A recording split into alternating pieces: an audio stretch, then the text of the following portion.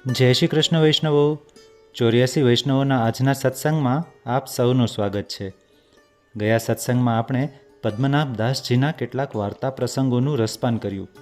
હવે તેમના જીવન ચરિત્ર વિશેના વધુ વાર્તા પ્રસંગોનું શ્રવણ આપણે આજના સત્સંગમાં કરીશું અને એ જાણીશું કે જ્યારે પદ્મનાભ દાસજી પોતાના સેવ્ય સ્વરૂપને ફક્ત છોલા ધરતા છતાં પણ તેમાંથી દરેક સામગ્રીનો સ્વાદ કેમ આવતો. જો આપ આ ચેનલ પર નવા હોય તો નિત્ય સત્સંગ સાંભળવા આ ચેનલને સબસ્ક્રાઈબ કરી દો તથા અમારા વોટ્સઅપ ગ્રુપમાં જોડાવા માટે ઉપર આપેલા નંબર સેવ કરી જય શ્રી કૃષ્ણ લખી અમને વોટ્સઅપ કરો, જેથી અમે એ માધ્યમથી આપના સુધી આ સત્સંગના વિડીયો તુરંત પહોંચાડી શકીએ.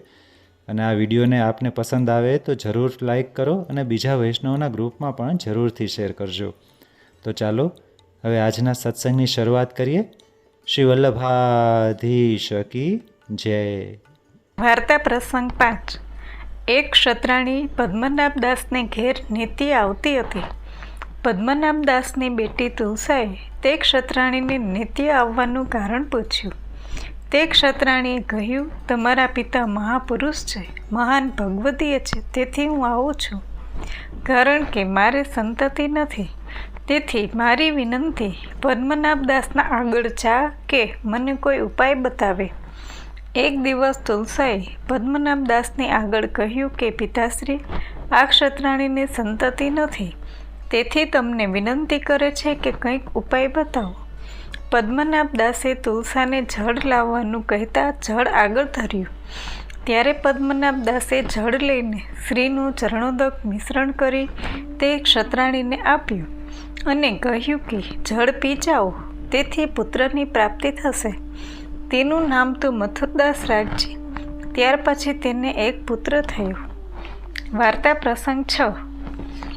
એક વખત મોટા રામદાસજી પોતાના સેવ્ય શ્રી ઠાકોરજીને પદ્મનાભ દાસને ત્યાં પધરાવી શ્રીનાથજીની સેવા કરવા લાગ્યા અને શ્રીનાથજીના પિતરિયા થયા, જેથી પદ્મનાભ દાસ તેમના શ્રી ઠાકોરજીની સેવા કરવા લાગ્યા. કેટલાક દિવસ પછી ત્યાં મોગલની ફોજ આવી ગામ લૂંટ્યું. તેમાં પદ્મનાભ દાસનું ઘર પણ લૂંટ્યું. તેમાં શ્રી ઠાકોરજીને એક મોગલ લઈ ગયો. પદ્મનાભ દાસે પોતાની બેટી તુલસાને કહ્યું, તું ઘરમાં રહેજે અને હું જાઉં છું, શ્રી ઠાકોરજી મળશે તો આવીશ. એમ કહીને મોગલની પાછળ ગયા. 7 દિવસ મોગલની સાથે રહ્યા, જળપાન પણ ન કર્યું. ત્યારે 8મી દિવસે તે મોગલને મોગલાણીએ કહ્યું, આ બ્રાહ્મણે 8 દિવસ થયા અન્ન અને જળનો ત્યાગ કર્યો છે. એ મરશે તો તારે માથે હાથિયા ચડશે, માટે તેને દેવને આપી દો. ત્યારે તે મોગલે પદ્મનાભ દાસને શ્રી ઠાકોરજી આપ્યા.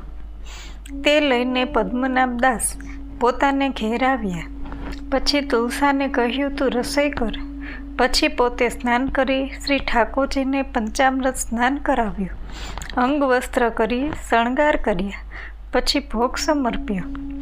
સમય અનુસાર ભોગ સરાવી શ્રી ઠાકોરજીને અનુસર કરી વૈષ્ણવોને મહાપ્રસાદ લેવડાવી પછી પોતે મહાપ્રસાદ લીધો. કનોજમાંથી શ્રી ઠાકોરજી મોગલને હાથ ગયા તે વાત રામદાસે જાણી. તે દિવસથી રામદાસે પણ 7 દિવસ સુધી મહાપ્રસાદ લીધો નહીં, પણ શ્રીનાથજીની સેવા સાવધાનતાથી કરતા હતા. છતાં મનમાં બહુ જ ખેદ પામતા હતા. એ વાત પદ્મનાભ દાસે ઘેર બેઠા જાણી. તેથી શ્રી ઠાકોરજીના દર્શન કરવા રામદાસને મળવા શ્રી ગિરિરાજજી આવ્યા. શ્રીનાથજીના દર્શન કર્યા પછી રામદાસને મળ્યા. પદ્મનાભ દાસે કહ્યું, તમે મારા માથે શ્રી ઠાકોરજી પધરાવ્યા હતા, તેથી તો હું દુઃખ પામ્યો તે બરાબર, પણ તમે 7 દિવસ સુધી મહાપ્રસાદ કેમ ન લીધો? રામદાસજીએ કહ્યું, તમે કહો છો તે સાચું છે, પણ મેં બહુ દિવસ સુધી સેવા કરી છે, તેથી એટલો સંબંધ તો જોઈએ. પછી પદ્મનાભ દાસ કેટલાક દિવસ સુધી ત્યાં રહી શ્રીનાથજીની તથા રામદાસની વિદાય લઈ પોતાને ઘેર કનોજ આવ્યા. અનુસાર વૈષ્ણવોનું તન, મન, ધન કે પ્રાણ પોતાનું જે પ્રિયમાં પ્રિય હોય તેના કરતાં અધિક પ્રિય પોતાના સેવ્ય શ્રી ઠાકોરજીનું સ્વરૂપ છે. પ્રાણ કરતાં વધારે સ્નેહ જેમાં છે એવા પ્રભુ ગયા તો પછી પ્રાણ સી રીતે ટકી શકે? બધું જાઓ પણ પ્રભુ ન જશો, એ જ શુદ્ધ ભાવિક વૈષ્ણવોની ઈચ્છા હોય છે. શ્રી ગુસાઈજીના સપ્તમ લાલજી શ્રી ઘનશ્યામલાલજી, જેમના સેવ્ય શ્રી ઠાકોરજી શ્રી મદન મોહનજી, જે હાલ કામવનમાં બિરાજે છે, તે કંઈક કારણોસર ચોરીમાં પધાર્યાથી પોતે 7 દિવસ સુધી ભોયરામાં પધાર્યા. આ સ્થળ ગોકુળમાં છે ને ત્યાં આપશ્રીની બેઠક પણ છે. ભાવિકોએ દર્શન કરવા અવશ્ય જવું. અન્ન જળનો ત્યાગ કર્યો અને મહાન વિપ્રયોગ દશામાં દેહનો ત્યાગ કર્યો હતો. આનું નામ સેવ્ય સ્વરૂપ તરફનો અસાધારણ પ્રેમ. વાર્તા પ્રસંગ 7. એક વખત પદ્મનાભદાસજી પોતાના સેવ્ય શ્રી ઠાકોરજી શ્રી મથુરાનાથજી તથા સઘળું કુટુંબ લઈને અડેલ આવી રહ્યા. દ્રવ્યનો સંકોચ બહુ હોવાથી છોલા તળી તળીને સમર્પતા. તે છોલાને બહુ સારી રીતે વીણીને ભીંજવી રાખતા. બીજે દિવસે સારી રીતે તળીને શ્રી ઠાકોરજીને બધી સામગ્રીનું નામ લઈને એક એક મુઠ્ઠી પીરસતા જાય. મુઠ્ઠી ભરી કહે કે આ દાળ છે. જેટલા શાક સંધાના હોય તેટલી મુઠ્ઠી ભરી નામ દઈ શ્રી ઠાકોરજીને છોલા સમર્પતા. શ્રી ઠાકોરજી ઘણી જ પ્રસન્નતાથી અંગીકાર કરતા. પછી એક વૈષ્ણવે પદ્મનાભદાસ આ પ્રમાણે છોલા અંગીકાર કરાવે છે તે શ્રી મહાપ્રભુજીને કહ્યું. તેથી એક દિવસે શ્રી મહાપ્રભુજી ભોગ સમર્પવાની વખત પદ્મનાભદાસને ઘેર પધાર્યા. શ્રી મહાપ્રભુજીને આસન ઉપર પધરાવી પોતે નિત્ય ભોગ સમર્પતા હતા તે પ્રમાણે સમર્પ્યો. ભોગ સરાવેલા જોઈને શ્રી મહાપ્રભુજીએ પૂછ્યું, આ ઢગલી શેની છે? પદ્મનાભદાસે કહ્યું, આ ખીર છે, આ ભાત છે, આ દાળ છે, આ રોટી છે. એ પ્રમાણે કહી બધી સામગ્રીના નામ લઈ છોલાની ઢગલીઓ શ્રી મહાપ્રભુજીને બતાવી. દ્રવ્યના સંકોચને લીધે આ પ્રમાણે કરે છે એમ જાણીને શ્રી મહાપ્રભુજીનું હૃદય ભરાઈ આવ્યું. પછી શ્રી મહાપ્રભુજી ઘેર ગયા અને ઇલમાં ગારુજીને કહ્યું કે પદ્મનાભદાસને ત્યાં નિત્ય રસોઈનો સામાન આપણે ત્યાંથી મોકલજો. બીજે દિવસે ઇલમા ગારુજીએ સીધું સામગ્રી પોતાને ત્યાંથી મોકલી. પદ્મનાભદાસે પોતાની બેટી તુલસાએ કહ્યું, આ તો આપણને અહીંથી બહાર જવાનો વખત આવ્યો. પછી પદ્મનાભદાસે 4 દિવસના ખર્ચની વ્યવસ્થા કરી. શ્રી ઠાકોરજીને પૂછ્યું, આપનું મન હોય તો શ્રી મહાપ્રભુજીને ઘેર પધરાવો. ત્યાં અનેક પ્રકારની સામગ્રીઓ તૈયાર છે. શ્રી ઠાકોરજીએ કહ્યું, મને તો તારું જ કરેલું ભાવે છે. તારા ઉપર ઘણો પ્રસન્ન છું, માટે તું કોઈ પણ જાતનો સંકોચ કરીશ નહીં. ત્યારે પદ્મનાભદાસે એક નાવ ભાડે કરી શ્રી મથુરાનાથજીને પધરાવ્યા. પોતાના સઘળા કુટુંબને પણ નાવમાં બેસાડી શ્રી મહાપ્રભુજીની પાસે વિદાયગીરી માગવા ગઈ આવ્યા ને 4 દિવસની સામગ્રી જે મંદિરમાંથી આવી હતી તે પાછી મંદિરમાં પધરાવી. શ્રી મહાપ્રભુજીને દંડવત કર્યા અને કહ્યું, મહારાજ હું જાઉં છું. શ્રી મહાપ્રભુજીએ પૂછ્યું, શ્રી ઠાકોરજી ક્યાં બિરાજે છે? પદ્મનાભદાસે કહ્યું, મહારાજ શ્રી ઠાકોરજીની નાવમાં પધરાવી હું આપના દર્શન કરવા તથા વિદાય થવા માટે જાઉં છું. ઘણા જ સંકોચથી શ્રી મહાપ્રભુજીએ પદ્મનાભદાસને વિદાય કર્યા. ત્યાર પછી ભંડારીએ આવીને કહ્યું, મહારાજ પદ્મનાભદાસને ત્યાં 2-4 દિવસની સામગ્રી મોકલેલી હતી તે પાછી ભંડારમાં મૂકી ગયા છે. શ્રી મહાપ્રભુજીએ કહ્યું, સીધું સામગ્રી મોકલી તેથી જ પદ્મનાભદાસ ગયા, નહીં તો જાત નહીં. એ પ્રમાણે શ્રી મુખથી કહ્યું. શ્રી ગોકુળનાથજી મહારાજ પદ્મનાભદાસ સરખા વિરલા કરોડો વૈષ્ણવોમાં પણ દુર્લભ છે એમ સર્વોત્તમ સ્તોત્રની ટીકામાં જણાવે છે. આ પદ્મનાભદાસ શ્રી મહાપ્રભુજીના સેવક પરમ કૃપાપાત્ર ભગવદીય હતા તેમની વાર્તાનો પાર નથી. પદ્મનાભદાસજી અડેલથી શ્રી મહાપ્રભુજી પાસેથી વિદાય થઈ પોતાના ગામ કનુજમાં આવી રહ્યા ને ત્યાં રહી બંને સ્ત્રી પુરુષે તન મનથી શ્રી ઠાકોરજીની સેવા કરવા માંડી. એક દિવસ તેમની સ્ત્રીએ કહ્યું કે આપણે તો નિષ્કિંચન થઈ ગયા અને દેહના નિર્વાહ માટે તેમજ પ્રભુની સેવા માટે ધનાદિક તો અવશ્ય જોઈશે જ, માટે પુરોહિત વૃત્તિનો સ્વીકાર કરો તો કેમ?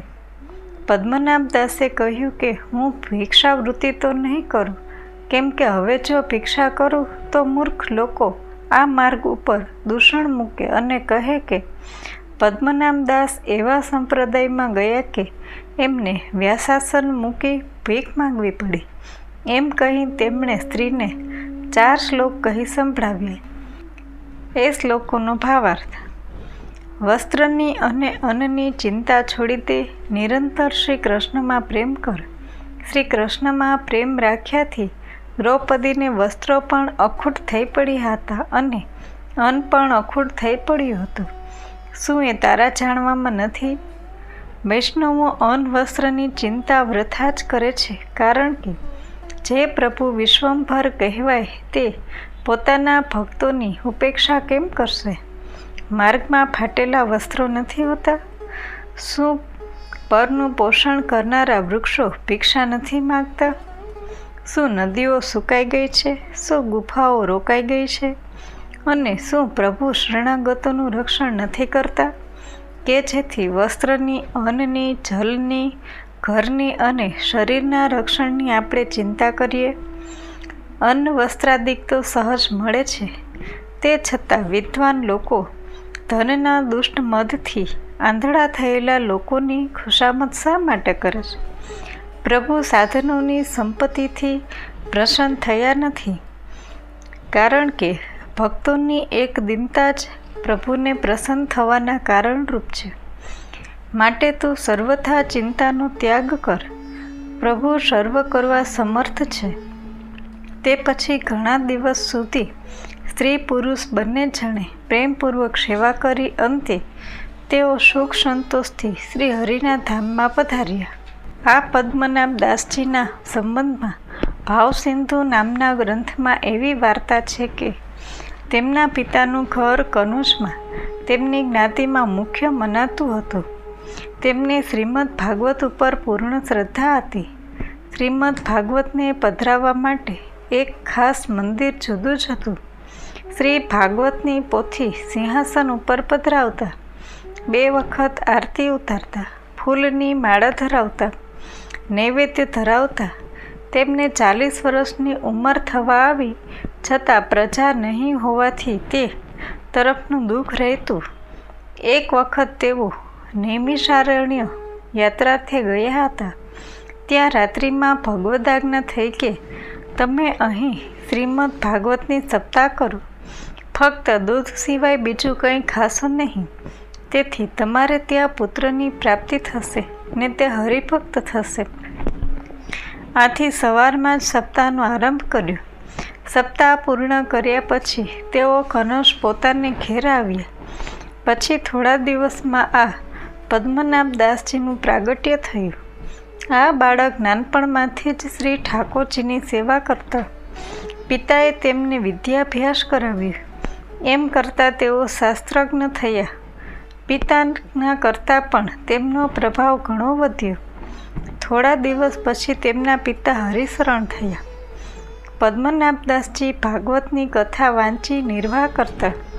પણ જ્યારે પુરુષોત્તમ માસ આવતો ત્યારે તે મહિનામાં ભાગવત વાંચીને કંઈ લેતા નહીં. 1 મહિના સુધી ભાગવત વાંચતા. એક વખત તેમણે ફક્ત દૂધનો આહાર કરી સપ્તાહ કરી.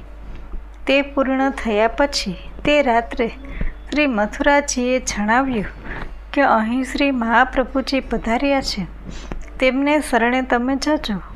હું તમારે ઘેર તમારા હાથથી સેવા અંગીકાર કરવા પધારીશ. પદ્મનાભદાસજી શ્રી મહાપ્રભુજી અડેલથી પધારતા હતા. ત્યાં સંગી સમાજ, બ્રાહ્મણ, ક્ષત્રિય વગેરેને લઈ 1 કોશ સુધી પધારવા શામાં ગયા. શ્રી મહાપ્રભુજી પાસે દંડવત કરી ચરણારવિંદમાં પડ્યા. રોમાંચ પુલકિત થઈ ગયા, શુદ્ધિ રહી નહીં. શ્રી મહાપ્રભુજીએ તેમનો હાથ ઝાલી ઊભા કર્યા. શ્રી હસ્ત માથા પર ધર્યું, તેથી શુદ્ધિ આવી. ત્યારે વિનંતી કરી કે કૃપાનાથ, આ જ જન્મ ધર્યાનું ફળ પ્રાપ્ત થયું. પછી ગાજતે વાજતે શ્રી મહાપ્રભુજી કનોજમાં પધાર્યા.